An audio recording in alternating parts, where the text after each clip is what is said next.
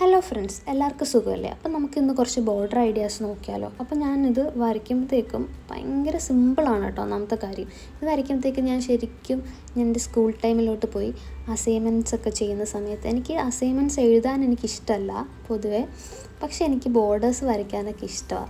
അപ്പോൾ അതുകൊണ്ട് മാത്രം അസൈൻമെൻറ്റ് എഴുതുന്ന ആളാണ് ഗൈസ് ഞാൻ. അപ്പോൾ ഇതുപോലെ നിങ്ങൾക്ക് സിമ്പിളായിട്ട് ബോർഡേഴ്സ് വരച്ചെടുക്കാം കേട്ടോ.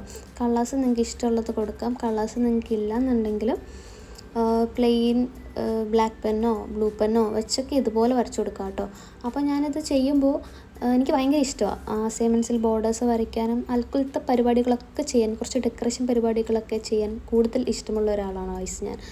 അപ്പോൾ ഇത് ചെയ്ത് കഴിയുമ്പോഴത്തേക്ക് ഞാൻ തന്നെ ഇങ്ങനെ ആലോചിക്കാറുണ്ട്, ഇത് ഞാൻ തന്നെ വരച്ചതാണോ? പിന്നെ ഞാൻ വരച്ചതായതുകൊണ്ട് ഞാൻ വിശ്വസിക്കണമല്ലോ. അപ്പോൾ അത്രേ ഉള്ളൂ ഫ്രണ്ട്സ്. ഇതുപോലെ നിങ്ങൾക്ക് ഈസി ആയിട്ട് ചെയ്തെടുക്കാം കേട്ടോ. അപ്പം ഇത്രയും എളുപ്പമാണ്. ഞാൻ ഇത് കുറേ കോണ്ടൻറ്റ് ക്രിയേറ്റേഴ്സ് ഇത് ചെയ്യുന്നത് കണ്ടു, യൂട്യൂബിലും ഇൻസ്റ്റഗ്രാമിലൊക്കെ കണ്ടു. അപ്പോൾ ഞാനും വിചാരിച്ചു ഞാനും ബോർഡർ ഐഡിയാസ് ചെയ്ത് നോക്കിയാലോ എന്നരുത്.